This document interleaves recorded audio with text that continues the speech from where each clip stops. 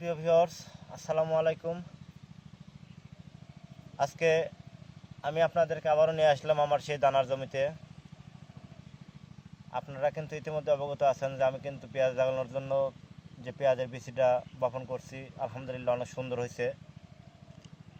এই যে দেখেন, আপনারা দানাগুলো দেখেন, অনেক সুন্দর হয়েছে কিন্তু আলহামদুলিল্লাহ।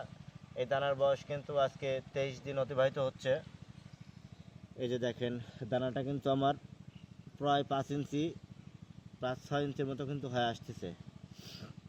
তো ভিউয়ার্স, আজকে আমি আপনাদেরকে যে জন্য আমার এই পেঁয়াজের চারার জমিতে নিয়ে আসলাম, সেটা হচ্ছে উল্লেখযোগ্য যেটা কথাটা আমি বলবো আপনাদেরকে, সেটা হচ্ছে সেচ প্রক্রিয়াটা। আমি আপনাদেরকে দেখাইছি যে কোন টাইমে সেচটা দিতে হবে। অবশ্যই আপনারা আমার ভিডিওগুলো দেখছেন। তো এখন যে করণীয়টা আছে, যদিও বা আমি এই জমিতে কিন্তু আর কিছুদিন পরে চারাগুলো তুলে রোপণ করব, আমার জমি প্রস্তুত কাজ চলতেছে। সেক্ষেত্রে আমি আজকে আপনাদেরকে নিয়ে আসলাম যে জিনিসটা দেখানোর জন্য, সেটা হচ্ছে এই জমিতে আপনারা দেখেন, লক্ষ্য করেন জমিতে কিন্তু এখন অনেক পরিমাণ ঘাস বাইর হচ্ছে। সেক্ষেত্রে আপনার এই দানাগুলো কি করতে হবে? অবশ্যই ভিউয়ার্স, আপনাদের কিন্তু প্রথমত এই ঘাসগুলো, এই যে যে ঘাসগুলো আছে, এই যে দেখেন এখানে অনেক রকমের ঘাস আছে।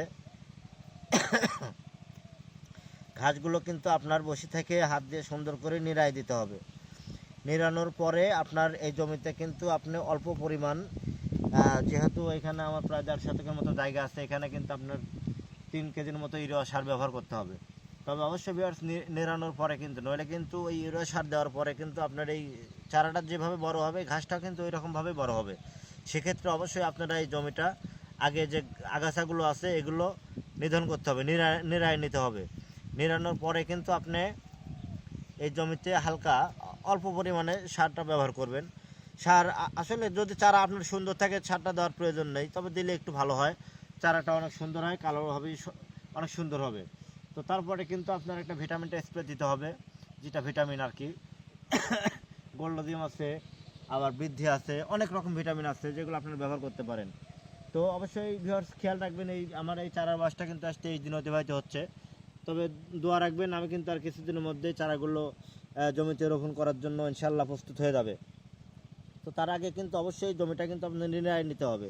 তো আপনারা একটা জিনিস বলতে পারেন যে ভাই, আপনার তো চারা যেহেতু হয়ে গেছে, আপনি লাগাচ্ছেন বা লাগানো শুরু করবেন, তো এখন নিরানোর কী প্রয়োজন?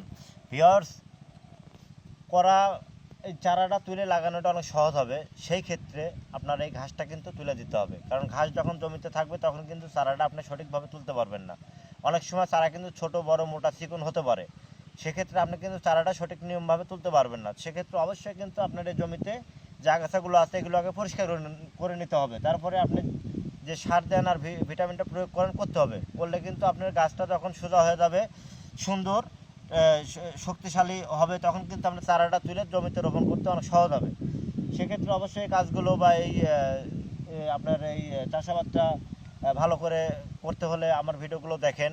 জানতে হলে অবশ্যই আমার পেজটা ফলো দিয়ে রাখুন। আমার চ্যানেল আছে ইউটিউবে, আসুন কৃষি শিখি, একই নাম, সেটাতে সাবস্ক্রাইব করে রাখুন। আমার প্রত্যেকটা ভিডিও আপনাদের সামনে যাবে, সেগুলো দেখেন। দেখে জানার কিছু থাকলে অবশ্যই আপনারা সেগুলো থেকে শিখবেন। আর আমি চাই আমার ভিডিওগুলো আপনারা দেখেন আর আমার কাজগুলোকে ফলো করেন, যেটা আপনাদের অনেকেরই ভালো লাগবে। কারণ আমার মতো অনেক চাষিরা আছে যারা আসলে অনেকেই অনেক কিছু জানে না। যেমন ধরেন যে আমি নিজেই, আমার যে অনেক বড় বড় চাষিগুলো আছে তাদের ভিডিওগুলো আমি দেখি, কন্টিনিউ দেখি। দেখার পরে যেটা আমার ভালো লাগে সেটা আমি নেই, যে না এই জিনিসটা ভালো লাগতেছে, আমি আসলে গ্রহণ করি। তো সেক্ষেত্রে অবশ্যই ভিউয়ার্স, আপনারা যদি আমার ভিডিওগুলো দেখেন, আমার মধ্যেও যদি আপনাদের ভালো লাগার মতো কিছু থাকে, তাহলে অবশ্যই আমাকে ফলো করবেন, আমার পেজটা ফলো দিবেন। আর আপনাদের জানার কিছু থাকলে আমাকে কমেন্ট বক্সে জানান, আমি আপনাদের প্রত্যেকটা প্রশ্নের উত্তর দেবো ইনশাল্লাহ। ভালো থাকেন, সুস্থ থাকেন, খোদা হাফেজ।